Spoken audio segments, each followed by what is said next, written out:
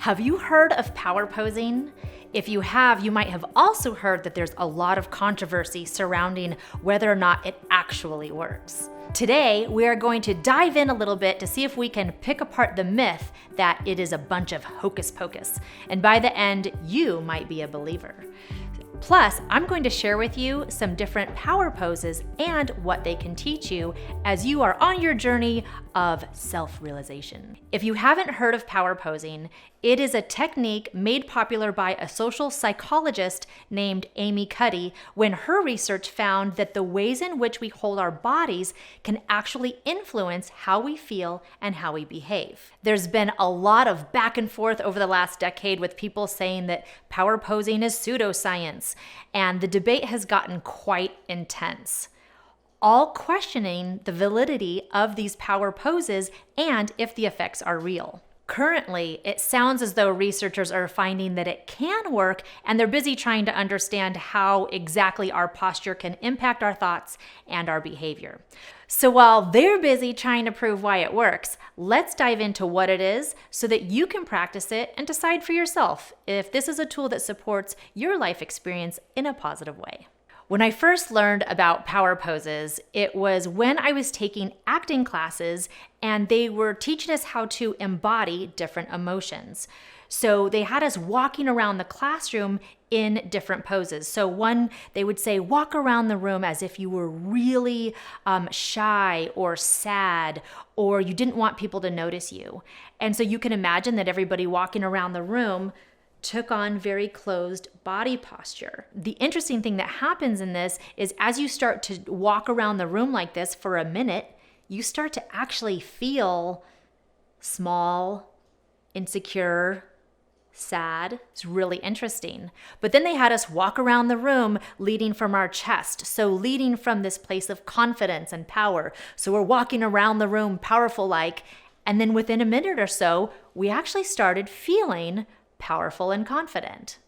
So when I first started hearing about the power posing, I thought, yeah, that makes sense. I've experienced myself in my body where my physical posture actually made a difference in how I was feeling and how I was presenting myself. So Amy Cuddy's research found that powerful postures like the Wonder Woman, where your feet are apart and your hands are on your hips and your chest is up and head high, or the winner's pose where you imagine you just won a race and your chin is up and your arms are up in the air, can have a very immediate and positive effect on our mood, and way more than trying to talk to ourselves into a positive state like using affirmations or something like that we have to repeat over and over. So if I try to tell myself, I'm a winner, I can do this, I got this, maybe it's not going to work so well, but I throw my hands in the air and I raise my chin and I just stand like this and imagine I'm winning, within a minute, I'm going to start to feel very winnery. So her theory is that because our posture is linked to the primal parts of our brain, it's also linked to our moods.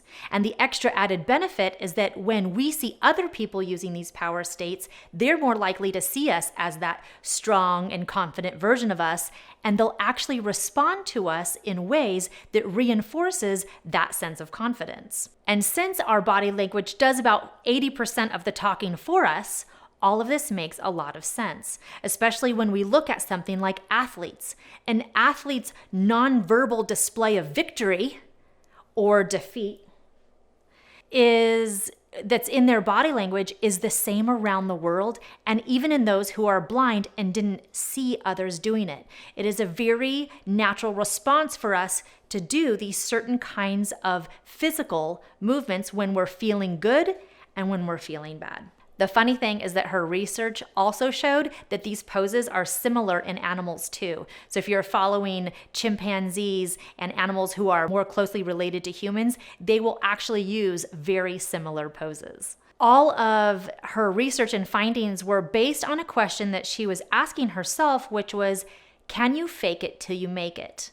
And can you fake these powerful, confident body postures in order to elicit that matching feeling in your body to start embodying that feeling? so that we can feel those emotions in the moment when we're needing them the most. So just like an affirmation, we would use these poses or postures to build ourselves up. And spending just 2 minutes of that focused time and energy in these poses can be enough to start creating a change in our minds and in our emotions. So what are these different power poses, and what can they teach us, and how can we utilize them in our daily lives? Cuddy's research found that people who have power or are feeling powerful have these poses in common. The most popular is the Wonder Woman. Again, that's feet apart, hands on your hips, shoulders back, chin up.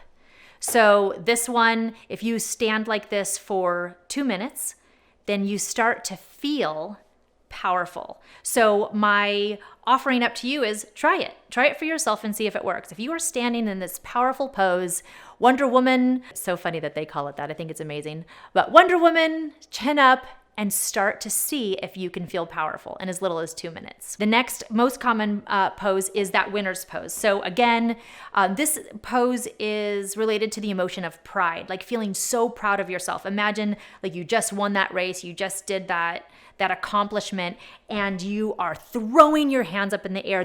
It's that feeling of, I did it. And your chin is up and you're just arms in the air smiling.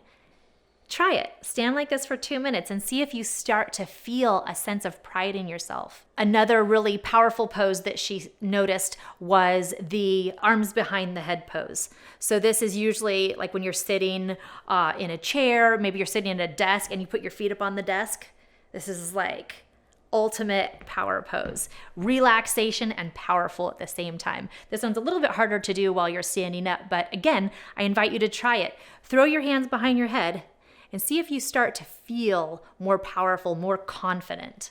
The other thing that she noticed is with very powerful people, they tend to have a very open body posture in general. So that's open chest, shoulders back, open arms, and even open legs. It's the idea of, I am so confident in who I am allowing myself to take up space. The opposite is somebody who might be feeling very insecure and they really try to minimize, they keep their elbows in, maybe a little slouchy, and they try to be as minimal as possible. So the powerful stance is the complete opposite of that, just really opening yourself up. So after practicing these poses in private, you can psych yourself up and start doing them in your daily life, and it will start to feel more natural. So what she was saying is, hey, if you've got a big job interview that you've got to go into and you want to feel more confident, go to the bathroom, and for 2 minutes in your bathroom stall, just stand in that Wonder Woman or that winner's pose, whatever it is you're needing to elicit in your body, stand that way, start to feel it, then go into your job interview or however you're going to need it in your life. And the idea is the more that you start to use it, the more confident you do become, that whole fake it till you make it kind of thing, to where you find yourself very naturally having a more open body posture. So here's the bottom line. If it feels good and provides you a positive and helpful experience, then you get to choose to use it. If it doesn't work for you, then don't use it. So whether you believe that her power poses are pseudoscience or it's the greatest thing since sliced bread, either way, you get to choose. It's your choice. This is your life, and whatever makes you feel like that most confident, amazing, valuable, powerful version of you, and you are using it in ways to move your life forward, all the power to you. Thanks for watching this video. I invite you to check out our next video, What are the 5 love languages? This has been your ray of sunshine. I'll see you in the next video.